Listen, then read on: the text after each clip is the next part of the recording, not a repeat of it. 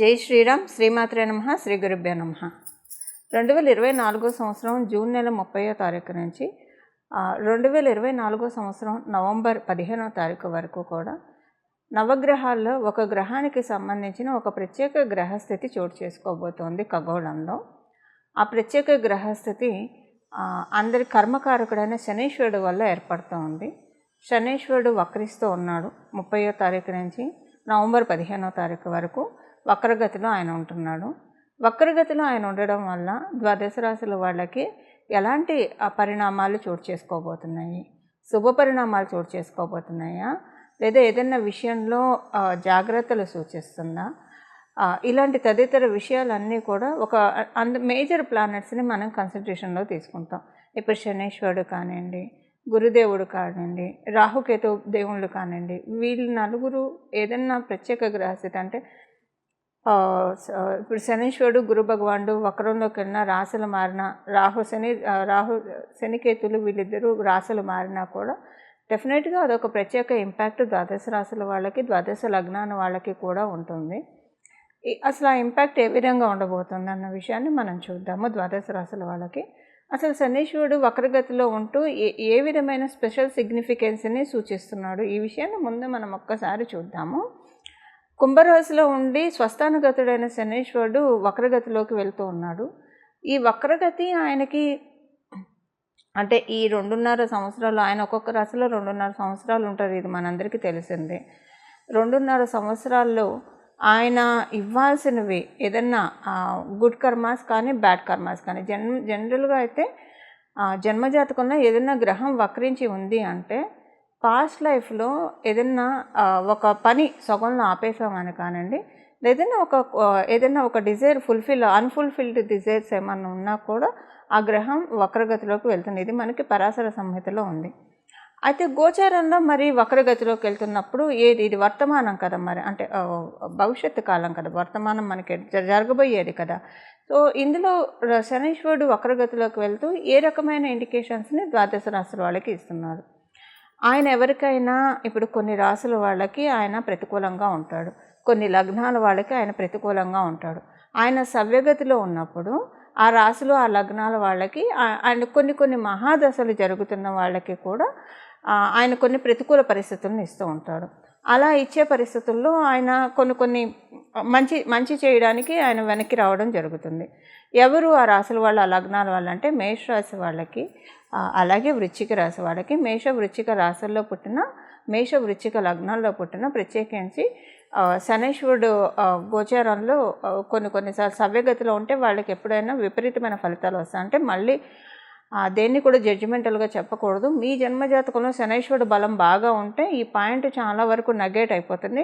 శనీశ్వరుడు బలం అంటే వృశ్చిక రాశుల్లో వృశ్చిక లగ్నాల్లో పుట్టిన వాళ్ళకి శనీశ్వరుడు బలం ఉంటే పర్వాలేదు, ఆయన సవ్యగతిలో ఉన్న ఇబ్బంది పెట్టాడు. ఆయన అపసవ్య మార్గాల్లో వెళ్తున్నప్పుడు, రెట్రోగ్రేడ్లో ఉన్నప్పుడు ఇంకా మంచి ఫలితాన్ని ఇస్తాడు. కుజమహాదశ ఎవరికైనా, ఇప్పుడు మంగళ దశ ఎవరికైనా జరుగుతూ ఉందనుకోండి, వాళ్ళకి కూడా సవ్యదశలో ఉన్నప్పుడు ఆయన సవ్యంగా సంచారం చేస్తున్నప్పుడు ఓకే, ఆయన మీ జన్మజాతకంలో శనీశ్వరుడు బలం ఉంటే ఇబ్బంది పెట్టడు, అలాగని పూర్తిగా మంచి కూడా చేయడు. కానీ వక్రగతిలో వెళ్ళేప్పుడు మీకు ఒకవేళ మంగళ దశ జరుగుతూ ఉందనుకోండి, చాలా మంచి ఫలితాన్ని, శుభ ఫలితాన్ని ఇస్తాడు ఆయన. సో ఇప్పుడు ఇంకొక చిన్న క్యాలిక్యులేషన్ చెప్పాలి ఇక్కడ మీకు. మీరు పుట్టినప్పుడు కనుక మీకు జన్మ శనిలో పుట్టిన, లేదా ఏలినాటి శనిలో పుట్టిన, అష్టమ శనిలో పుట్టిన, అర్ధాష్టమ శనిలో పుట్టినా కూడా ఈ ట్రాన్సిట్ మంచిగా చేస్తుంది. అంటే ఆయన ఇప్పుడు అష్టమ శని, అర్ధాష్టమ శని, ఏలినాటి శని మంచి రిజల్ట్స్ ఇస్తుంది. ఆయన వక్రగతిలోకి వెళ్ళినప్పుడు ఇంకా మంచి రిజల్ట్స్ ఇస్తుంది. అదే మీరు వృశ్చిక రాశి లగ్నాల్లో పుట్టి ప్రత్యేకించి వృశ్చిక రాశి వాళ్ళకి ఇప్పుడు అర్ధాష్టమ శని జరుగుతూ ఉంది.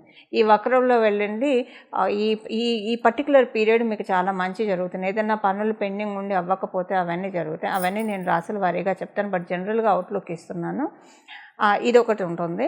సెకండ్, మీరు అసలు ఎలా తెలుసుకోవాలి మీరు పుట్టింది గోచారం, మీరు పుట్టినప్పుడు అష్టమ శనిలో పుట్టారా, అర్ధాష్టమ శనిలో పుట్టారా, ఏలినాటి శనిలో పుట్టారా? సహజంగా ఒక రఫ్ ఐడియా, ఎంత జన్మజాతకం తెలిసినా తెలియకపోయినా ఒక రఫ్ ఐడియా అయితే మీకు ఉంటుంది కదా. మీరు ఏ టైంలో ఏ ఇయర్లో పుట్టారన్న రఫ్ ఐడియా ఉంటుంది కదా. ఒకసారి గూగుల్ చేయండి. మీరు పుట్టినప్పుడు మీ రాశి వాళ్ళకి ఏలినాటి శని జరుగుతున్నా, అష్టమ శని జరుగుతున్నా, అర్ధాష్టమ శని జరుగుతుందా, అది ఒకసారి చూస్తే మీకు అసలు గోచారంలో శనైశ్వరుడు మీకు అష్టమ శని, అర్ధాష్టమ శని, ఏలినాటి శనిలో ఉంటే మీరు పుట్టడం కూడా అలా పుట్టితే కనుక చాలా మంచి ఫలితాలను ఇస్తాడు. సో కర్మకారకుడైన శనైశ్వరుడు వక్రగతిలోకి వెళ్తూ అందులో లాభస్థానంలో ఉంటూ ఆయన వక్రగతిలోకి వెళ్తున్నాడు. అంటే దశమ స్థానం మకర రాశి వైపు వెళ్తూ ఉన్నాడు. లాభస్థానంలో ఉంటూ కర్మస్థానం వైపు, దశమ స్థానం అంటే కర్మస్థానం వైపు ఆయన వక్రగతిలోకి వెళ్ళడం ఇప్పుడు ఒక్కొక్కళ్ళకి విడివిడిగా మీ రాశి వాళ్ళకి ఎలాంటి ఇంపాక్ట్ చూపించబోతుంది అన్న విషయాన్ని మనం ఒక్కసారి తెలుసుకుందాం. లాభస్థానంలో ఉంటూ వక్రం అంటే ఆయన 10వ స్థానంలోకి వెళ్తున్నారు. అంటే ద్వాదశ రాశుల వాళ్ళకి మీరు చేసే వృత్తి వ్యాపారాల్లో ఏదో ఒక యోగ్యతను, అంటే మీ యోగ్యతను అనుసరించి ఏదో ఒక మంచి మార్పు ఆయన తెచ్చిపెడతారు. ఇప్పుడు అందరూ చాలామంది మనకి కొంత పాపులేషను వర్కింగ్లో ఉంటారు, కొంత పాపులేషను బిజినెస్ చేస్తూ ఉంటారు, కొంత పాపులేషన్ ఫ్రీలాన్స్ వర్క్స్ చేస్తూ ఉంటారు. మీ అందరికీ ఓకే, ఏదో ఒక మీ యోగ్యతను అనుసరించి మీకు తగు ఫలితాలను ఆయన లాభస్థానంలో వక్రిస్తూ మీకు ప్రసాదిస్తాడు. అయితే ఇప్పుడు కొంతమంది గృహిణీలు ఉంటారు, సీనియర్ సిటిజన్స్ ఉంటారు. మరి వీళ్ళ మాట ఏంటి? చక్కగా గృహిణులుగా వాళ్ళ ధర్మాన్ని, వాళ్ళ కర్తవ్యాన్ని వాళ్ళు నిర్వర్తిస్తూ ఉంటారు. అలాగే సీనియర్ సిటిజన్స్ ఉంటారు. మరి వీళ్ళకి ఆయన అపసవ్య మార్గంలో వెళ్తూ ఏం చేస్తారంటే, సొసైటీలో మీకు ఒక మంచి పలుకుబడిని, ఉన్నతిని, అందరూ మిమ్మల్ని గుర్తించడము, అందరితోటి మంచి రిలేషన్ ఉండడము, అలాగే మీ ఇంట్లో ఉన్న వాళ్ళకి, గోచారంలో మీకు వచ్చింది కాబట్టి మీ ఇంట్లో ఉన్న వాళ్ళకి ఏదైనా ఒక ప్లస్ జరుగుతుంది.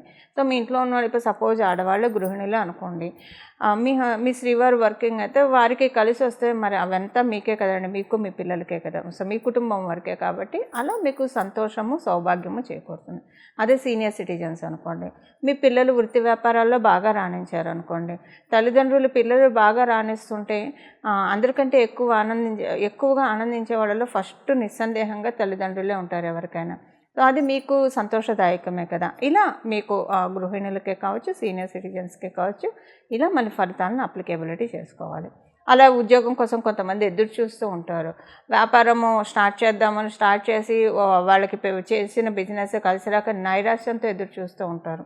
వీళ్ళందరికీ కూడా శనైశ్వరుడు ఏదో ఒక మంచి మార్పు తేబోతూ ఉన్నాడు. అవేంటో మీ రాశుల వారిగా ఇప్పుడు తెలుసుకుందాం. కుంభరాశిలో పుట్టిన వాళ్ళకి మీ రాశిలో ఉంటూనే ఆయన వక్రగతిలోకి వెళ్తున్నాడు. కాలపురుషుడు కుండలిలోంచి సహజ లాభస్థానం, ఆయన స్వస్థాన గతిడై ఉన్నాడు. ఆల్రెడీ మీకు మంచిగా చేస్తూ ఉన్నాడు కుంభరాశిలో పుట్టిన వాళ్ళకి. మరి మీ జన్మజాతకం బాగోకపోయినా, ఒకవేళ మీకు ఇప్పుడు మంగళ దశ జరుగుతూ ఉంటే ఇబ్బందులే కానండి, జనరల్గా అయితే చాలా బాగా ఉంది. ఈ రెండు కాకపోతే బాగా ఉంది. అయితే ఇప్పుడు ఆయన మీ రాశిలో ఉంటే వక్రగతిలోకి వెళ్తే ఏ విషయంలో ప్లస్ చేస్తున్నాడు, ఏ విషయంలో మైనస్ చేస్తున్నాడు, ఇది మనం చూద్దాం. ప్లస్ వచ్చేసేసి మీకు కమ్యూనికేటివ్ ఫీల్డ్స్లో ఉంటే కనుక మీరు చాలా బాగా ఉంటుంది, బాగా యోగిస్తుంది. అలాగే మీరు ఏదన్నా పోలీసు ఉద్యోగం ట్రై చేస్తూ ఉన్న, సివిల్స్, గ్రూప్స్ ఇలాంటి ఎగ్జామ్స్కి ప్రిపేర్ అవ్వాలని అనుకున్నా చాలా బాగుంది. ఫ్రీలాన్స్ వర్క్స్ చేసే వాళ్ళకి చాలా మంచి శుభ సమయం ఇది. మీరు చేసే ప్రయాణాలు, ఏమన్నా ప్రయాణాలు మీరు ప్లాన్ చేసుకున్నారనుకోండి, ఈ ప్రయాణం చేద్దాము, ఇప్పుడు ప్రయాణం దేనికి చేస్తాము, ఏదో ఒక పని మీదే కదా మనం ప్రయాణం చేసేది. సో మీరు చేపట్టే ప్రతి ప్రయాణం కూడా చాలా అంటే చాలా సక్సెస్ఫుల్గా వెళ్తుంది. దానికి డబ్బుకి సంబంధించిన ప్రయాణం అయితే డబ్బు వస్తుంది, తృప్తికి సంబంధించిన ప్రయాణం అయితే తృప్తి వస్తుంది, ఆధ్యాత్మికమైన ప్రోగ్రెషన్ కోసం మీరు ప్రయాణం చేస్తుంటే అది వస్తుంది. ఎందుకంటే మనం కారణం లేకుండా ఏ ప్రయాణాలు చేయం కాబట్టి, ఏ కారణము రూట్ కాజ్, మీరు ఏ కారణం వల్ల మీరు ప్రయాణాలు చేపడతారో అవన్నీ కూడా చాలా అంటే చాలా సక్సెస్ఫుల్గా, అనూహ్యమైన సక్సెస్ తోటి లీడ్ అవుతారు. చాలా బాగా ఉంటుంది. మరియు మీకు అంటే బిజినెస్ చేసే వాళ్ళకి బిజినెస్లో లబ్ధి చాలా బాగా ఉంది. ఆ బిజినెస్లో బాగా కలిసి వస్తుంది. మీరు భాగస్వామ్య వ్యాపారంలో ఉన్నా లేదా స్వతంత్ర వ్యాపారస్తులైనా బిజినెస్ పరంగా, వ్యాపార పరంగా చాలా బాగా కలిసి వస్తుంది. మీ ఇంట్లో వాళ్ళు ఎవరైనా బిజినెస్ చేస్తుందో వాళ్ళకి బాగా ఉంటుంది. అయితే ఉద్యోగస్తుల మాట ఏంటి? ఉద్యోగస్తులకు కూడా ఇక్కడ చెప్పుకోవాలి. ఏకకాలంలో ఉద్యోగస్తులకి, వృత్తి వ్యాపారం చేసే ఇద్దరికి ఎక్సలెంట్ పీరియడ్ అండి, చాలా బాగా ఉంది. శనైశ్వరుడు వక్రగతిలోకి వెళ్తూ చాలా మంచి ఫలితాన్ని ప్రసాదిస్తున్నాడు. అదృష్టవశాత్తు మీకు కనుక ఇప్పుడు మంగళ దశ జరుగుతూ ఉండి లేదా మంగళ అంతర్దశ జరుగుతూ ఉంటే ఇంకా మంచి పాసిబిలిటీస్ చూస్తారు మీరు. ఒకవేళ అలా ఏం లేదండి అని అనుకున్న శనీశ్వరుడు దశ జరుగుతూ ఉన్నా మీకు ఉదాహరణకి శనీశ్వరుడు మీకు మేషరాశిలో ఉన్న వృశ్చిక రాశిలో ఉన్న లేదా మంగళకి సంబంధించిన నక్షత్రాల్లో అంటే మంగళ సంబంధించిన నక్షత్రాల్లో మృగశిర అవ్వచ్చు, చిత్త అవ్వచ్చు, ధనిష్ట అవ్వచ్చు, ఈ నక్షత్రాల్లో ఆయన ఉంటూ ఈ నక్షత్రాల్లో శనైశ్వరుడు ఉంటూ ఆయన దశ జరుగుతూ ఉన్న ఇది ఇప్పుడు ఆయన వక్రగతి చాలా మంచి ఫలితాలను ఇస్తుంది. అయితే మీకు ఏ విషయంలో జాగ్రత్తలు సూచిస్తుందో ఇది ఒకసారి మనం చూద్దాం.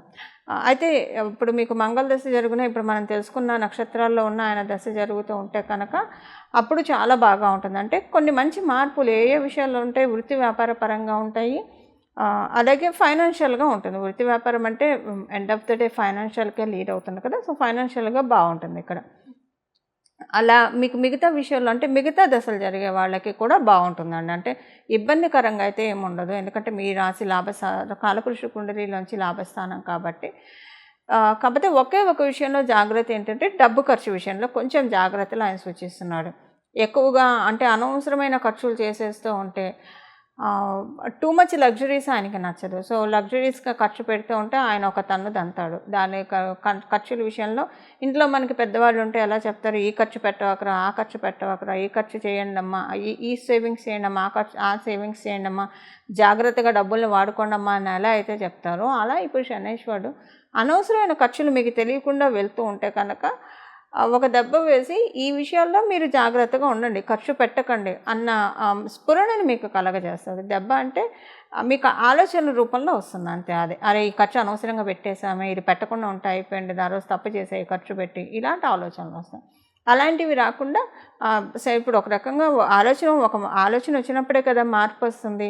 మార్పు ఏ విషయంలో వస్తుంది, డబ్బు ఖర్చు విషయంలో ఒక మంచి అంటే ఒక మంచి డిసిప్లిన్డ్గా డబ్బు ఖర్చు పెట్టడానికి ఆర్గనైజ్డ్ వేలో డిసిప్లిన్డ్ వేలో వెళ్ళడానికి అవకాశాన్ని శనీశ్వరుడు మీకు ప్రసాదిస్తున్నాడు. ఇది పెద్ద ఇబ్బంది అని కూడా కాదు, ఒక మంచి మార్పుని తెస్తున్నాడు. ఆల్రెడీ అంటే మీరు ఎక్కువ ఖర్చు పెడతారని కాదు, మీ జన్మజాతకంలో కొన్ని ప్లానెటరీ కాంబినేషన్స్ వల్ల అతిగా ఖర్చు పెట్టే తత్వం కూడా వచ్చే అవకాశం ఉంది, ఎందుకంటే సహజ లాభస్థానం కాబట్టి. దాని నుంచి కట్ చేస్తారు. అసలు మీరు మొదటి నుంచి డిసిప్లిన్డ్గా ఖర్చు పెట్టేవాళ్ళు, ఆర్గనైజ్డ్గా ఖర్చు పెట్టేవాళ్ళు అయితే కనుక ఇప్పుడు కొంచెం డబ్బు ఖర్చు పెట్టిస్తాడు. సో వయసా వరుస ఉంటుందండి ఇది. ఈ విషయంలో ఒకటే తప్పించి మిగతా అన్ని విషయాల్లో చాలా బాగా ఉంది కుంభరాశిలో పుట్టిన వాళ్ళకి. చూసారు కదండి మీ రాశి వాళ్ళకి శనైశ్వరుడు వక్రగతిలోకి వెళ్తూ ఎలాంటి ఫలితాన్ని ఇస్తూ ఉన్నాడో. ద్వాదశ రాశుల వాళ్ళకి, ద్వాదశ లగ్నాల వాళ్ళకి శనైశ్వరుడు మీకు యోగించే స్థితిలో ఉన్నా, యోగించే స్థితిలో లేకపోయినా, సపోజ్ మంగళ దశ జరిగే వాళ్ళకి మీకు శనైశ్వరుడు బలం బాగా జన్మజాతకంలో ఉంటే, ఆయన సవ్యగతిలో ఉంటే పెద్దగా ఇబ్బంది పెట్టడు, అపసవ్య మార్గంలో ఉంటే మటుకు మంచి ఫలితాన్ని ఇస్తాడు.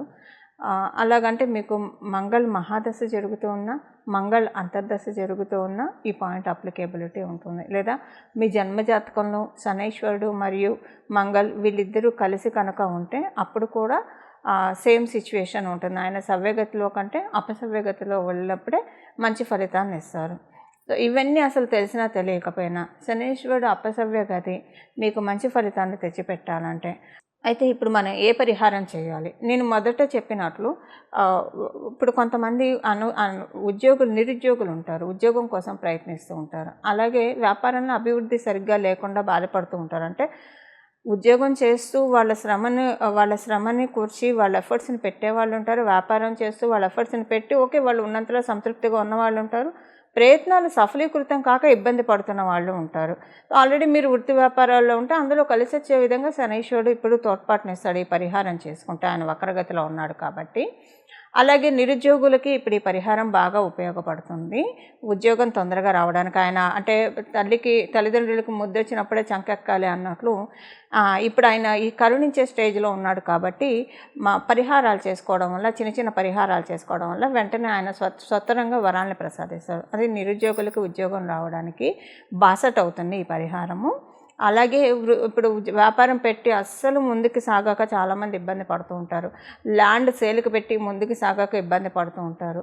ఏదైనా భూమి కొనాలి, కొంతమంది డబ్బులు కట్టేసి ఉంటారు, కానీ ఆ ప్రాపర్టీ కన్స్ట్రక్షన్ మటుకు పూర్తిగా కాదు, అలా ఇబ్బంది పడేవాళ్ళు ఉంటారు. స్థలం లేదా ఇల్లు కొనుక్కోవాలనుకొని కొనుక్కోలేక ఇబ్బంది పడుతూ ఉన్నవాళ్ళు, అంటే ఈ ప్రయత్నాల్లో ఉన్న వాళ్ళ వరకు మాత్రమే, ఈ ప్రయత్నాల్లో ఉన్నవాళ్ళు ఈ పరిహారం చేసుకోవడం వల్ల వాళ్ళకి కూడా అవన్నీ సఫలీకృతం అవుతాయి. ఇప్పుడు మనం పరిహారానికి వెళ్దాము. ఈ పరిహారం ద్వాదశ రాశుల వాళ్ళకి, ద్వాదశ లగ్నాల వాళ్ళకి కలిపి, అందరికీ కలిపి ఒకటే పరిహారం ఉంటుంది. ప్రతిరోజు భాగవతంలోని గజేంద్ర మోక్ష ఘట్టం చదవడం, వినడం, ఇది చేస్తే కనుక మన జీవితంలో ఉన్న కష్టాల నుంచి, దుఃఖాల నుంచి భగవంతుడు, కృష్ణ పరమాత్ముడు మనల్ని గట్టెక్కిస్తాడు. ఈ గజేంద్ర మోక్షము మీరు చదవడం, మీకు బాగా చదివే అలవాటు ఉన్న వాళ్ళైతే చదివేసుకోండి హాయిగా, లేదా వినడానికైనా ప్రయత్నించండి ప్రతిరోజు. కనీసం రోజు కుదరకపోయినా శనీశ్వరుడు వారమైన శనివారం అయినా సరే కనీసం వినడానికి ప్రయత్నించండి. ఈ ఆపర్చునిటీ అస్సలు ఎవ్వరూ మిస్ కాకండి. ఇది చాలా స్వల్పమైన రెమెడీ. భాగవతాన్ని చదవడం వల్ల పెచ్చు పుణ్యం వస్తుంది, బహులాభాలు ఉంటాయి, ఇది మనందరికీ తెలిసిన విషయమే. అందులో గజేంద్ర మోక్ష ఘట్టం వినడం వల్ల ఇందులో మీరు చేయాల్సిందల్లా మీ టైం కొంత కేటాయించాలి. మనకు అసలు భగవంతుడు సమయాన్ని ఇచ్చింది, ఈ జీవితాన్ని ఇచ్చింది భగవంతుడు. మన పనులు మనం చేసుకుంటే నిత్య దైనందిన జీవితంలో మన బ్రతికి, మన ఆహారానికి, మన జీవించడానికి కావాల్సినంత సంపాదించుకుంటూ రిమైనింగ్ టైం అంతా భగవంతుడి ధ్యానంలో గడపడానికే మనకి సమయం ఉన్నది. సమయాన్ని జాగ్రత్తగా యూటిలైజ్ చేసుకునే శనైశ్వరుడు డిసిప్లిన్ సూచిస్తాడు. సో ఎవరైతే టైం వేస్ట్ చేయకుండా ఉత్తగా, అంటే వ్యర్థ ప్రసంగాలతోటి లేదా చిట్ చాట్ తోటి ఇలా కాకుండా ప్రొడక్టివ్గా టైంని ఉపయోగించుకోవడానికి ప్రయత్నించండి. ప్రొడక్టివ్గా టైం ఉపయోగించుకోవడానికి ప్రయత్నించే వాళ్ళంటే శనీశ్వరుడికి బహుప్రీతులు అవుతారు. వాళ్ళని ఆయన ఇబ్బంది పెట్టాడు, ఎందుకంటే ఆయన క్రమశిక్షణని సూచిస్తాడు కాబట్టి. సో మీ టైం మీరు ఎంత క్వాలిటీగా, ఎంత ప్రొడక్టివ్గా యూజ్ చేసుకుంటున్నారో ఇది ఒక చెక్ పెట్టుకోండి. తర్వాత గజేంద్ర మోక్షం వినడానికి ప్రయత్నించండి ప్రతిరోజు కూడా. ఇలా గజేంద్ర మోక్షాన్ని వినడం వలన మీకు, అంటే ఏ విషయంలో అయితే నలిగిపోతూ ఉన్నారో ఆ విషయం నుంచి బయటకు వచ్చేస్తారు. అందులో ఇప్పుడు ఆయన కుంభరాశిలో ఉండి వక్రగతిలోకి వెళ్తున్నాడు. ఆయన కుంభరాశి నుంచి మీనరాశిలోకి వెళ్తే మళ్ళీ కుంభరాశిలోకి రావడానికి 30 సంవత్సరాలు పడుతుంది. సో ఇప్పుడు ఉన్నవాళ్ళు చాలా అదృష్టవంతులు అని చెప్పాలి. ఈ రెట్రోగ్రేషన్లో ఉన్నప్పుడు ఈ పరిహారం చేసుకోవడం వల్ల కనీసం ఇక్కడి నుంచి ఒక 6-7 సంవత్సరాల వరకు డోకా లేకుండా మంచి మార్పుల్ని కైవసం చేసుకోవడానికి డెఫినెట్గా గజేంద్ర మోక్షం ఉపయోగపడుతుంది. ఇలా గజేంద్ర మోక్షాన్ని మీరు ప్రతిరోజు చదవడం, వినడం, రోజు కుదరని వాళ్ళు కనీసం శనివారం పూట వినడానికైతే వితౌట్ ఎనీ ఫెయిల్ ప్రయత్నించండి. ఆ పెరుమాళ్ళ ఆశీస్సులు మీరు అందరూ అందుకుంటారని చెప్పి, తద్వారా అందుకోవాలని చెప్పి నేను కూడా ప్రార్థిస్తూ, మీ అందరి తరఫున వాసుదేవుని ప్రార్థిస్తూ, మంగళం. నమో భగవతే వాసుదేవాయ.